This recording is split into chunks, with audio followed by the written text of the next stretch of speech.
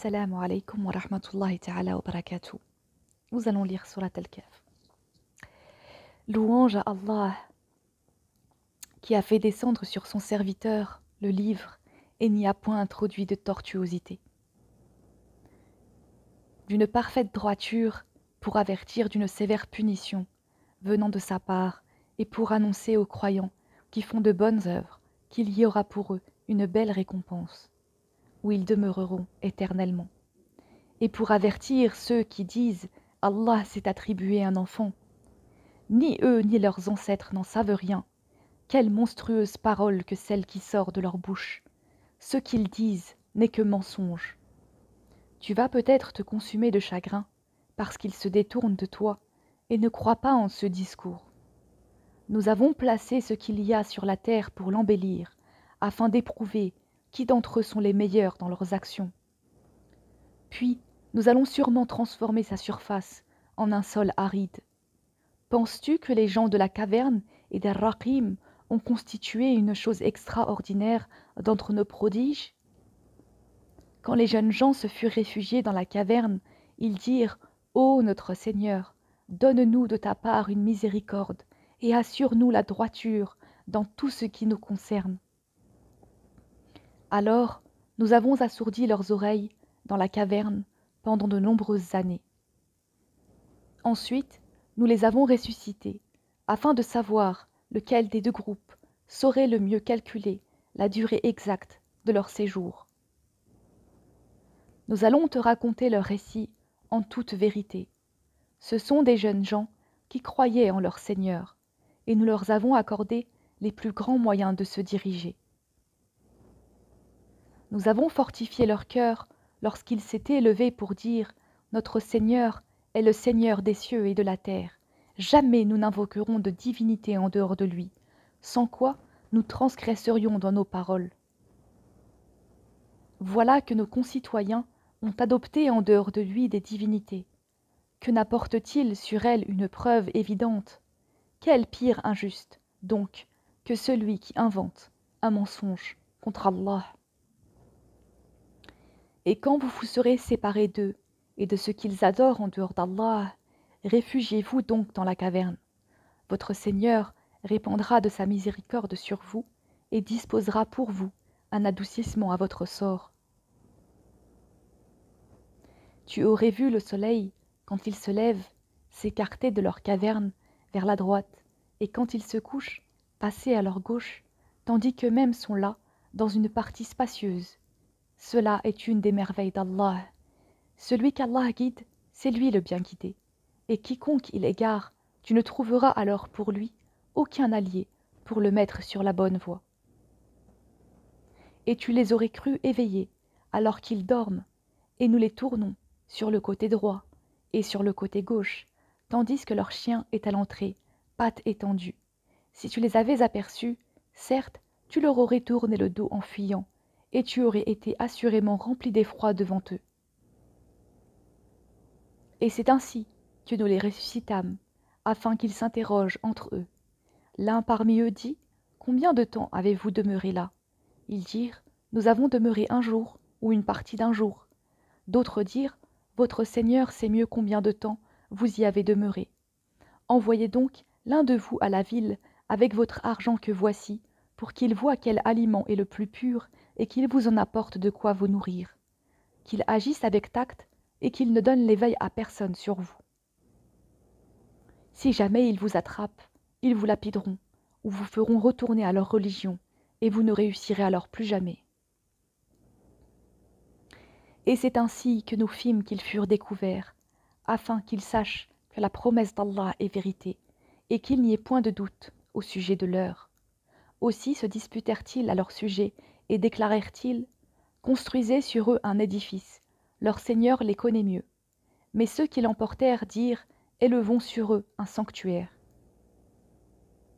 Ils diront « Ils étaient 3 et le 4e était leur chien. » Et ils diront, en conjecturant sur leur mystère, qu'ils étaient 5, le 6e étant leur chien. Et ils diront 7, le 8e étant leur chien. Dis, mon Seigneur connaît mieux leur nombre. Il n'en est que peu qui le savent.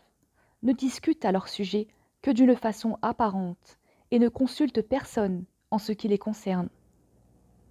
Et ne dis jamais, à propos d'une chose, je la ferai sûrement demain, sans ajouter, si Allah le veut, et invoque ton Seigneur quand tu oublies, et dis, je souhaite que mon Seigneur me guide et me mène plus près de ce qui est correct.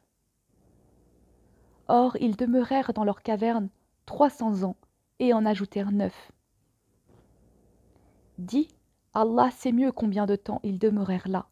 À lui appartient l'inconnaissable des cieux et de la terre. Comme il est voyant et audient, ils n'ont aucun allié en dehors de lui, et il n'associe personne à son commandement. Et récite ce qui t'a été révélé du livre de ton Seigneur. Nul ne peut changer ses paroles, et tu ne trouveras, en dehors de lui, aucun refuge.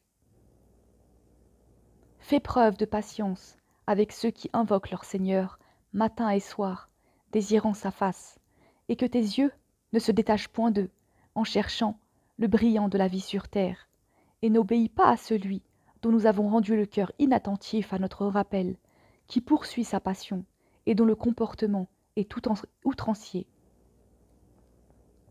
Et dis, la vérité émane de votre Seigneur. Quiconque le veut, qu'il croie. Quiconque le veut, qu'il mécroie.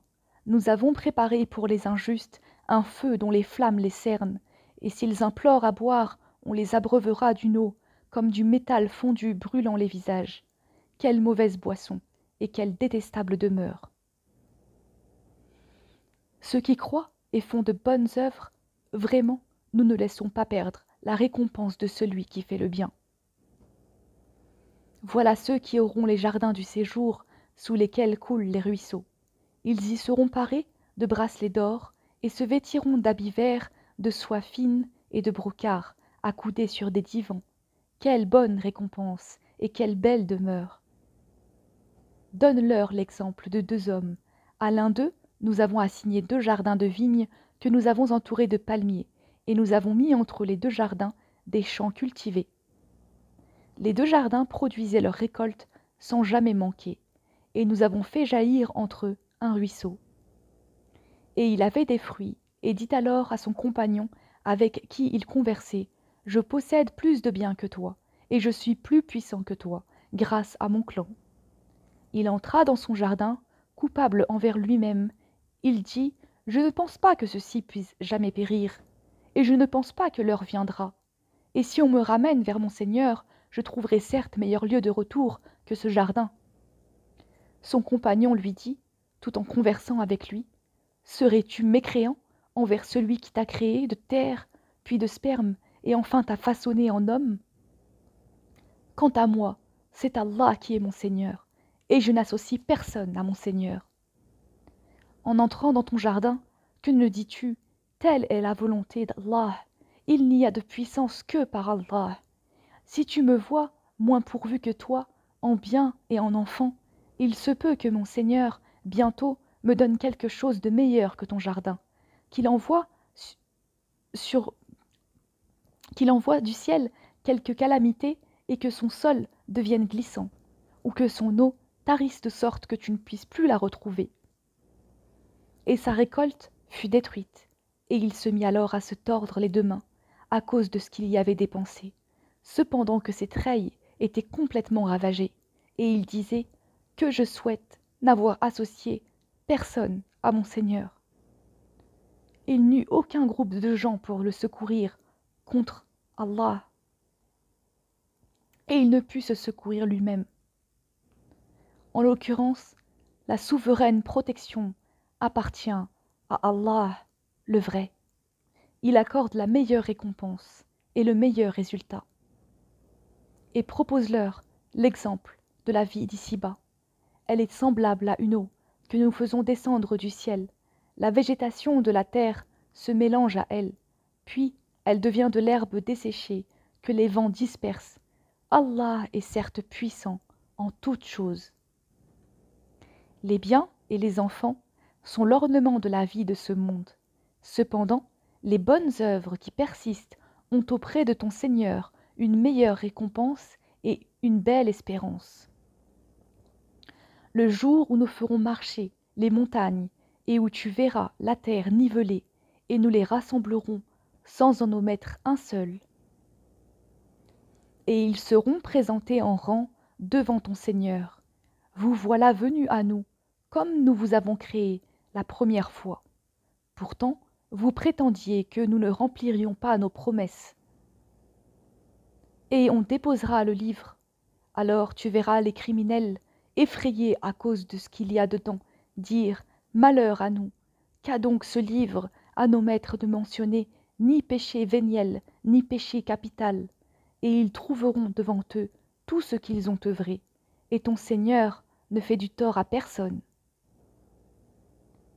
Et lorsque nous dîmes aux anges, prosternez-vous devant Adam, ils se prosternèrent, excepté Iblis, qui était du nombre des djinns, et qui se révolta contre le commandement de son Seigneur. Allez-vous cependant le prendre, ainsi que sa descendance, pour alliés, en dehors de moi, alors qu'ils vous sont ennemis? Quel mauvais échange pour les injustes! Je ne les ai pas pris comme témoins de la création, des cieux et de la terre, ni de la création de leur propre personne, et je n'ai pas pris comme aide ceux qui égarent. Et le jour où il dira « Appelez ceux que vous prétendiez être mes associés », ils les invoqueront, mais eux ne leur répondront pas. Nous aurons placé entre eux une vallée de perdition. Et les criminels verront le feu. Ils seront alors convaincus qu'ils y tomberont et n'en trouveront pas d'échappatoire. Et assurément, nous avons déployé pour les gens, dans ce Coran, toutes sortes d'exemples. L'homme, cependant, est de tous les êtres le plus grand disputeur. Qu'est-ce qui a donc empêché les gens de croire lorsque le guide leur est venu, ainsi que de demander pardon à leur Seigneur, si ce n'est qu'ils veulent subir le sort des anciens ou se trouver face à face avec le châtiment? Et nous n'envoyons des messagers que pour annoncer la bonne nouvelle et avertir, et ceux qui ont mécru disputent avec de faux arguments afin d'infirmer la vérité et prennent en raillerie mes versets ainsi que ceux dont on les a avertis. Quel pire injuste que celui à qui on a rappelé les versets de son Seigneur et qui en détourna le dos en oubliant ce que ses deux mains ont commis. Nous avons placé des voiles sur leur cœur, de sorte qu'ils ne comprennent pas, et mis une lourdeur dans leurs oreilles. Même si tu les appelles vers la bonne voie, jamais ils ne pourront donc se guider. Et ton Seigneur est le pardonneur, le détenteur de la miséricorde. S'ils s'en prenaient à eux pour ce qu'ils ont acquis, il leur hâterait certes le châtiment. Mais il y a pour eux un terme fixé, contre lequel ils ne trouveront aucun refuge. Et voilà les villes que nous avons fait périr, quand leurs peuples commirent des injustices, et nous avons fixé un rendez-vous pour leur destruction. Quand Moïse dit à son valet « Je n'arrêterai pas avant d'avoir atteint le confluent des deux mers, dussé-je marcher de longues années. » Puis, lorsque tous deux eurent atteint le confluent, ils oublièrent leur poisson, qui prit alors librement son chemin dans la mer. Puis, lorsque tous deux eurent dépassé, il dit à son valet « Apporte-nous notre déjeuner, nous avons rencontré de la fatigue dans notre présent voyage. » Il dit « Quand nous avons pris refuge près du rocher, vois-tu, j'ai oublié le poisson. Le diable seul m'a fait oublier de le rappeler, et il a curieusement pris son chemin dans la mer. » Il dit « Voilà ce que nous cherchions. » Puis ils retournèrent sur leurs pas, suivant leurs traces. Ils trouvèrent l'un de nos serviteurs, à qui nous avions donné une grâce de notre part, et à qui nous avions enseigné une science émanant de nous. Moïse lui dit « Puis-je te suivre à la condition que tu m'apprennes de ce qu'on t'a appris concernant une bonne direction ?» Il dit « Vraiment, tu ne pourras jamais être patient avec moi. Comment endurerais-tu sur des choses que tu n'embrasses pas par ta connaissance ?» Il lui dit « Si Allah veut, tu me trouveras patient, et je ne désobéirai à aucun de tes ordres. » « Si tu me suis, dit-il, ne m'interroge sur rien tant que je ne t'en aurai pas fait mention. » Alors les deux partirent, et après qu'ils furent montés sur un bateau, l'homme y fit une brèche. Il lui dit, « Est-ce pour noyer ses occupants que tu l'as ébréché? Tu as commis certes une chose monstrueuse. » Il répondit, « N'ai-je pas dit que tu ne pourrais pas garder patience en ma compagnie? Ne t'en prends pas à moi, dit-il, pour un oubli de ma part, et ne m'impose pas de grandes difficultés dans mon affaire. » Puis ils partirent tous deux, et quand ils eurent rencontré un enfant, il le tua. Alors il lui dit, « As-tu tué un être innocent qui n'a tué personne? Tu as commis certes une chose affreuse. » Il lui dit, « Ne t'ai-je pas dit que tu ne pourrais pas garder patience en ma compagnie? Si, après cela, je t'interroge sur quoi que ce soit, dit-il, alors ne m'accompagne plus, tu seras alors excusé de te séparer de moi. » Ils partirent donc tous deux, et quand ils furent arrivés à un village habité, ils demandèrent à manger à ses habitants, mais ceux-ci refusèrent de leur donner l'hospitalité. Ensuite, ils y trouvèrent un mur, sur le point de s'écrouler. L'homme le redressa. Alors, il lui dit, « Si tu voulais, tu aurais bien pu réclamer pour cela un salaire. Ceci est la séparation entre toi et moi, dit-il. Je vais t'apprendre l'interprétation de ce que tu n'as pu supporter avec patience. Pour ce qui est du bateau, il appartenait à des pauvres gens qui travaillaient en mer. Je voulais donc le rendre défectueux, car il y avait derrière eux un roi qui saisissait de force tout bateau. Quant aux garçons, ses père et mère étaient des croyants. Nous avons craint qu'il ne leur imposât la rébellion et la mécréance. Nous avons donc voulu que leur Seigneur leur accordât en échange un autre, plus pur et plus affectueux.